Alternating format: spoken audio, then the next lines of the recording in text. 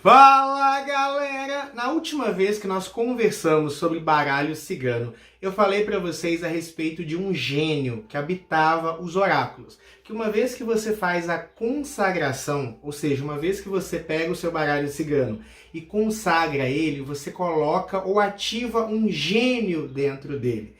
E nesse encontro de hoje eu quero falar um pouquinho sobre esse gênio que é ativado dentro das cartas. Porque é um conteúdo que você não encontra, as pessoas não falam mais sobre isso, tá? Mas vamos lá, isso é um conhecimento de alta magia, mas que é importante que você que trabalha com o baralho cigano, que quer se aprofundar no trabalho com as cartas, deve conhecer, tá? Lembrando que esse fundamento também vale, por exemplo, para outros oráculos, runas, tarô, tá? Então todo oráculo possui um gênio ali dentro. O que são esses gênios, Gilberto? Nós aqui no Brasil, nós temos muito aquela ideia de espírito kardecista, aquela noção que nós temos ali que veio do espiritismo, né? Que é do espírito como um ser humano que morreu, que desencarnou. Para outras culturas e para outras filosofias, dentro da magia inclusive, a ideia de espírito vai muito além de somente o espírito físico, o espírito de um humano, de um encarnado. Uma planta tem um espírito, uma árvore tem um espírito, uma situação tem um espírito, um contexto tem um espírito. Tudo tem espírito. Porque o que é o espírito? Lembra lá do pentagrama? Você tem água, terra, fogo e ar, que são os elementos naturais, e eles juntos compõem o éter, e o éter dá origem aos elementos. O éter, também chamado de luz astral, né, é a contraparte espiritual que habita todas as coisas. Quando nós falamos de elemental, elemental significa consciência no elemento. Então, por exemplo, os elementais da água, as ondinas, sereias, né, é uma consciência cósmica que habita as águas. Porque o que é o espírito humano? Uma consciência cósmica que habita um corpo humano. Tá? Mas nós somos uma potência divina. Nós não somos as únicas, tá? Existem potências divinas em todas as coisas. Quando você pega um oráculo, né, você coloca vida nele. No ato de consagrar o baralho cigano, você coloca uma porção divina dentro dele. Você coloca uma energia cósmica ali dentro. Gilberto, mas por que eu posso colocar isso? Porque você é uma extensão de Deus. Você é feito à imagem e semelhança de Deus. E o mesmo poder de criar vida que Deus tem, você tem por extensão, tá? Então você cria a todo tempo. Nós chamamos isso de elementar. Então, para separar o que o homem criou do que Deus criou os elementais, ou seja, a consciência dentro do elemento. Nós criamos os elementares. Toda vez que você faz uma magia, você está trabalhando com elementares. A base de qualquer magia é uma forma-pensamento. Formas-pensamento são elementares que você trabalha. Quando você tem um oráculo, você ativa um elementar. Algumas tradições chamam de gênio, né?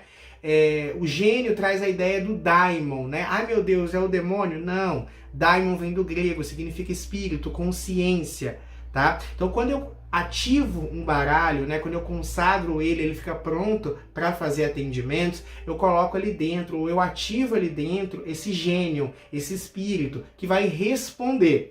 Tanto que, quem já joga há mais tempo sabe, cada oráculo tem uma personalidade. Às vezes você tem oráculos que são mais duros, você tem oráculos, por exemplo, que se sobressaem melhor para determinados campos, tá? Então, por exemplo, eu uso muito esse baralho aqui para relações amorosas. Eu uso muito esse baralho aqui para leituras gerais. E aí, quando você tem mais de um oráculo, mais de um baralho cigano, ou mesmo outros oráculos, você começa a perceber que aquele jogo abre melhor em dada situação. E aí, mais uma vez, é a conexão que você vai desenvolvendo com o seu oráculo.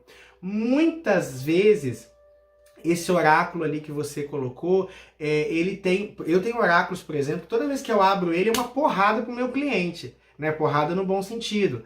Tem outros que são muito filosóficos, tem outros, e aí a dinâmica das cartas, essa personalidade que cada oráculo tem, é esse gênio, essa consciência cósmica que é ativada ali, tá? Então isso é muito importante para vocês. Além desse movimento todo, uma coisa que você deve entender é que oráculo, você não pode ficar assim, comprar 1000 oráculos e deixar guardado, não. Tudo na vida de um magista, tudo na vida de um espiritualista deve girar, deve ter movimento, deve ter ação, tá? Então, ainda mais que tem uma força cósmica ali. Tanto que, se você ficar muito tempo sem mexer com um determinado baralho, o seu domínio sobre ele tende a cair. Isso é muito importante. Esses gênios, né, eles são o que antigamente se chamavam mesmo de oráculo. Oráculo é um processo cósmico.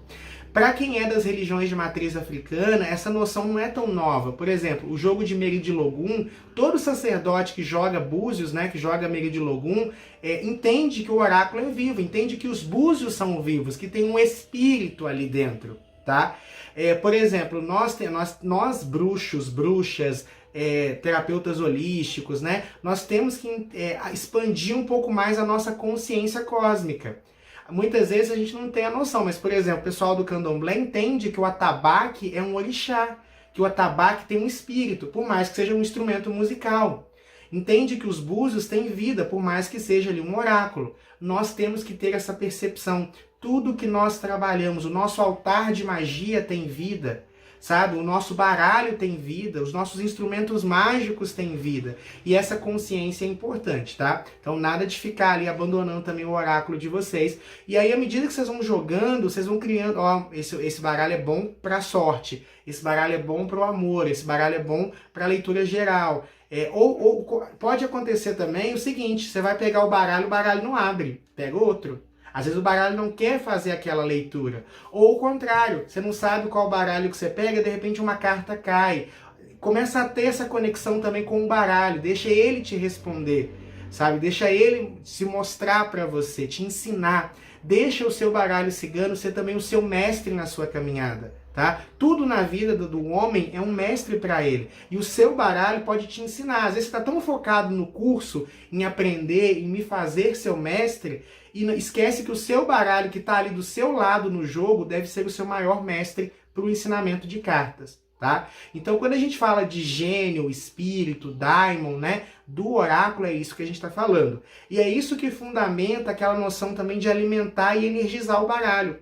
Porque como todo ser, ele precisa ser nutrido. Esse gênio que habita as cartas, uma vez consagrado, ele se nutre do próprio jogo, da própria dinâmica do jogo. Mas é legal de tempos em tempos você dar uma energizada, passar ele na fumaça de um incenso, colocar uns cristais sobre o baralho para energizar ele, fazer um ritual como aquele da consagração, mas no intuito agora de energizar o baralho, tá? O baralho também precisa ser alimentado.